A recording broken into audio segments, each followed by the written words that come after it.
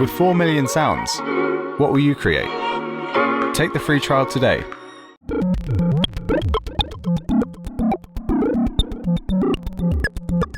Hello YouTube, welcome to a new Scene Anatomy video here from the Superbooth 20HE Home Edition. I'm on the line with Girts from SYNTH. How are you? Hi Tom. Nice. Superbooth is like extended home edition now this year. So we have recovered from few announcements, interviews we have done, continue working on projects we have started before. I think you are super creative in the last days, in the last weeks, even in this special situation, what we can see on your website. You are busy. Basically, these are what you see on our website. These are consequences from work we have done previously. Mm-hmm. So yeah, we work hard in completing or significantly updating Fusion system. We had Pico Drums2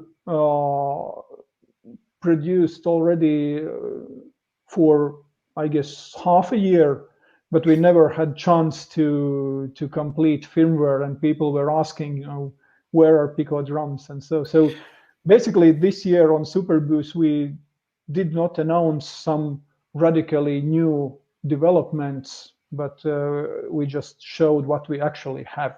And yeah. But to see maybe in the idea of SYNTH, how many guys are you? Because you're releasing so much stuff and some modules and desktops, two desktop synths, the DB01 and the SYNTRX. So how big is the company so far? And we are 6 of us. Oh, okay. Yeah, we have.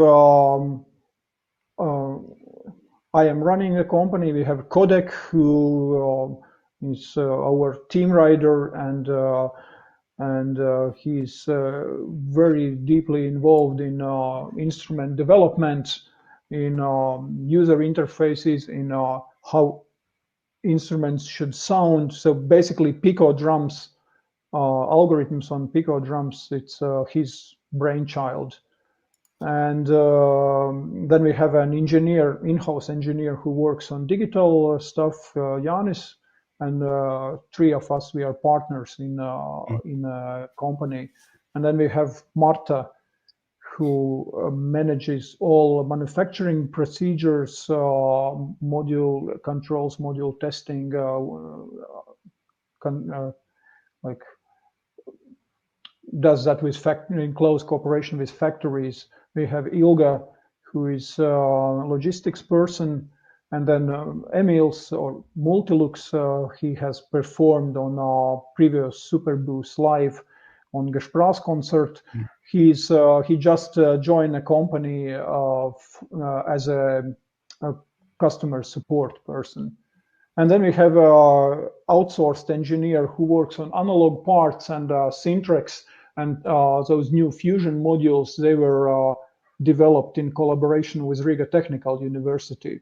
Okay. So yeah, we have quite advanced outsourcing network. Also, all logistics is outsourced. We have an online web shop system which automatically connects to logistics company. So basically, once you order the item, which is in stock, and most of items are in stock, they are shipped like within an hour. And therefore, if a person wants to all of a sudden terminate the order, so it's actually more difficult to do than to ship it straight away. So you are making quite a clever. You are developing and put this entire logistic stuff from your company away to another company or to another partner who is doing this, right?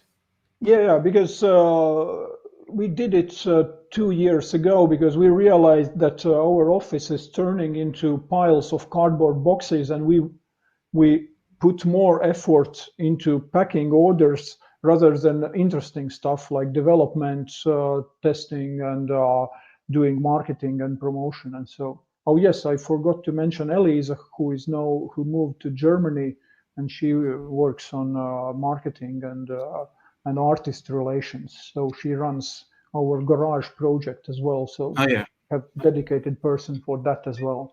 And your role in the company is to getting all this zoo together, all these the guys, the entire team together.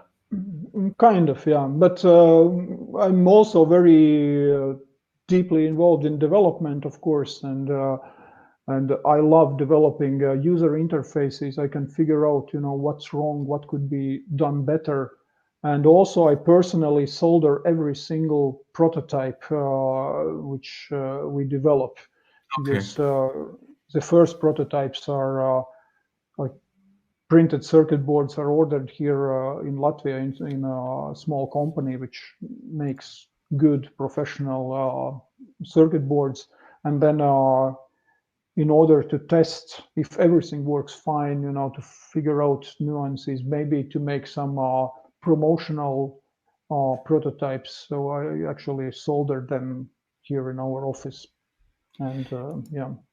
And one of your, I think, biggest projects so far, besides the SYNTRX and other little, is the black sequencer. And people are asking a lot in the comments or in the forums on Facebook, where is the black sequencer? Can you give us a little update where the development is and when we maybe can expect it?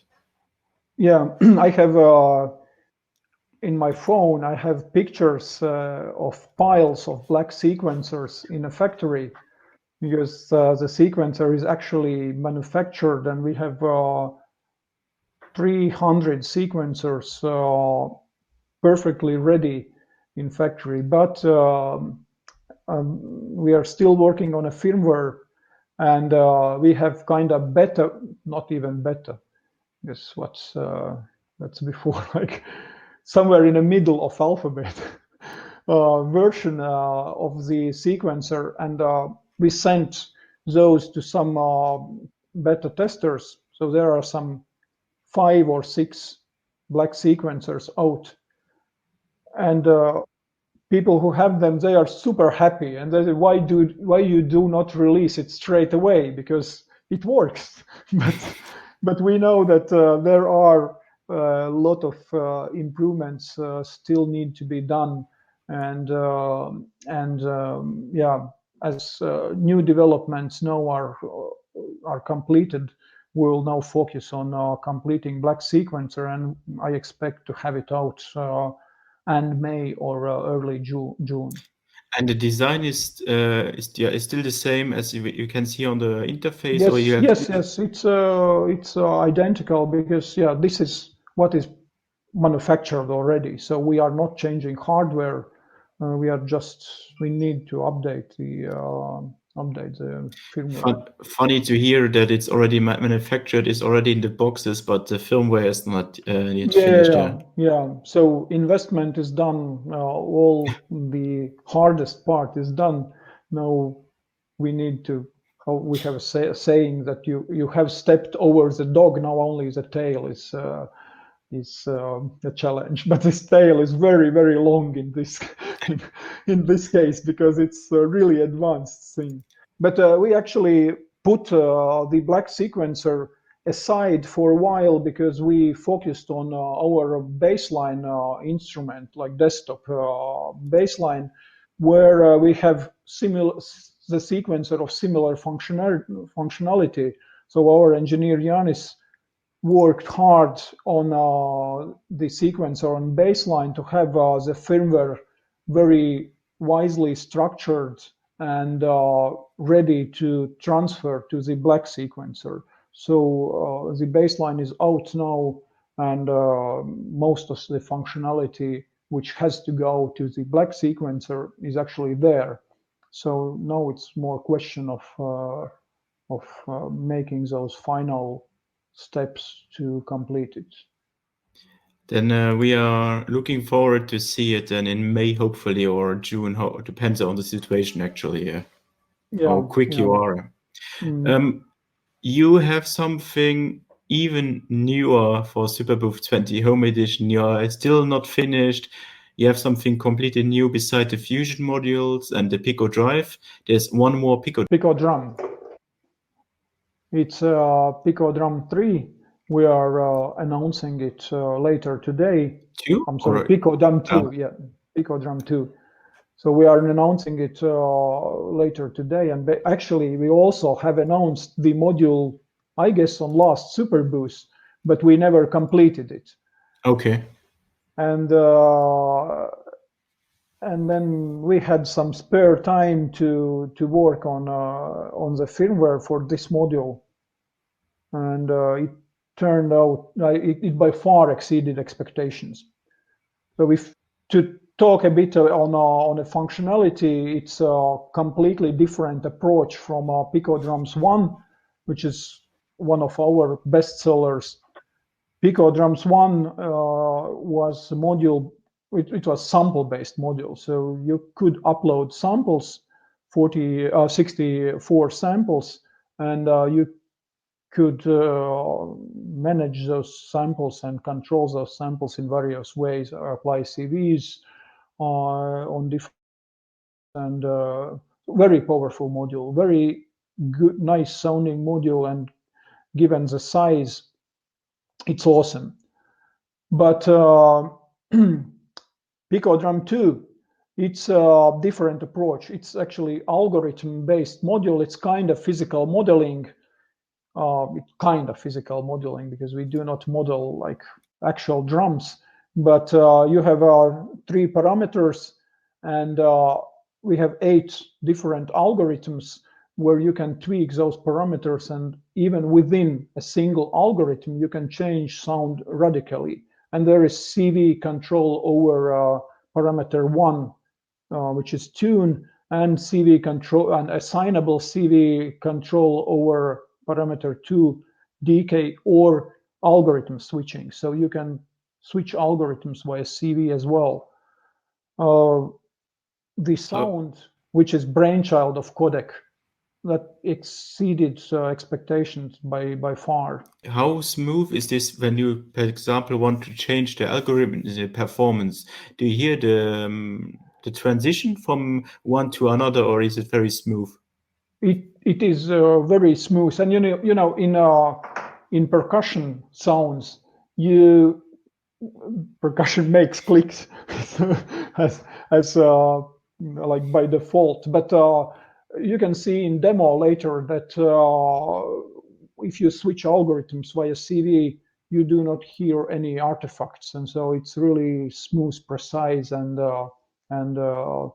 with no lag in between. So yeah, you can actually have very versatile percussion module within 3HP.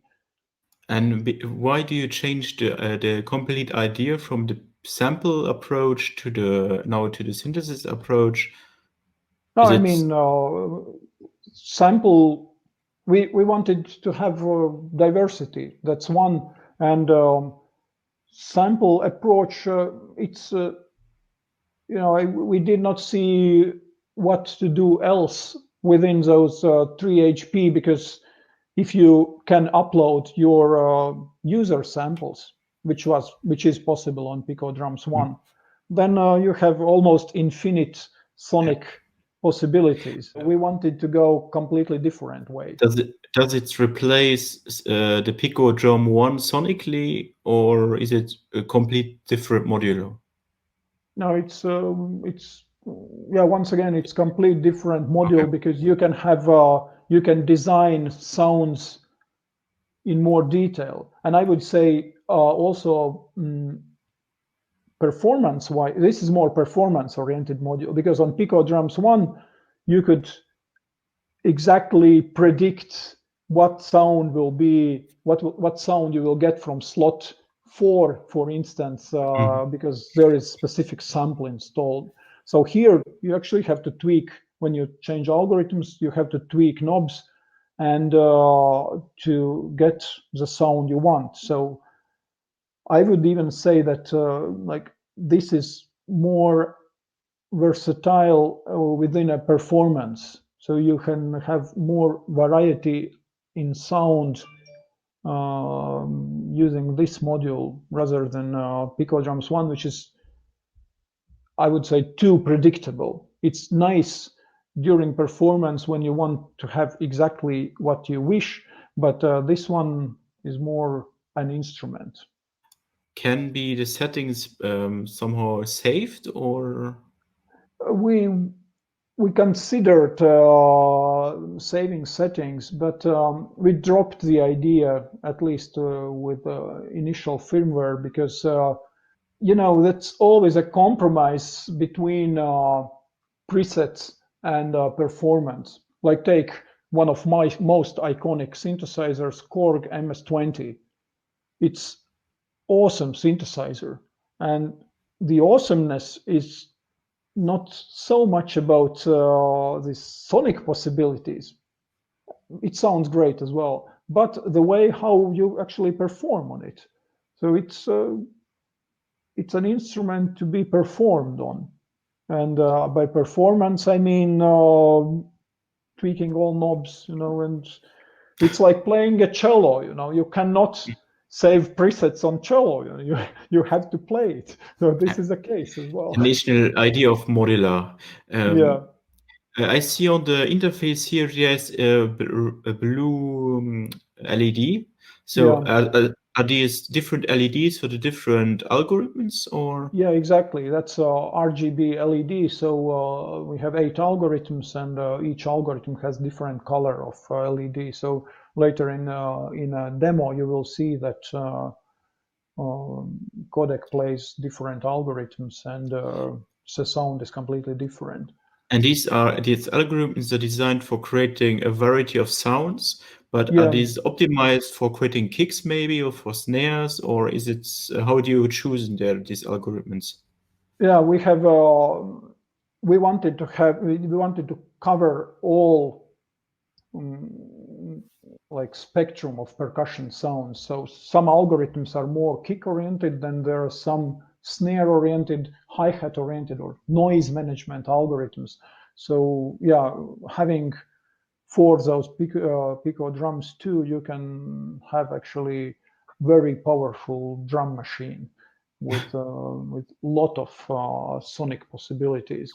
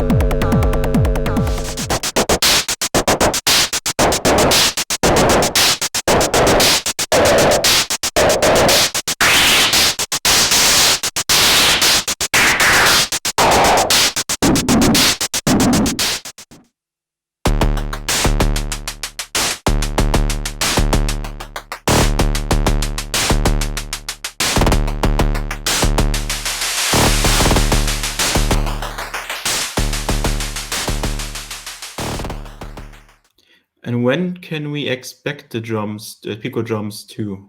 Is it ready, or?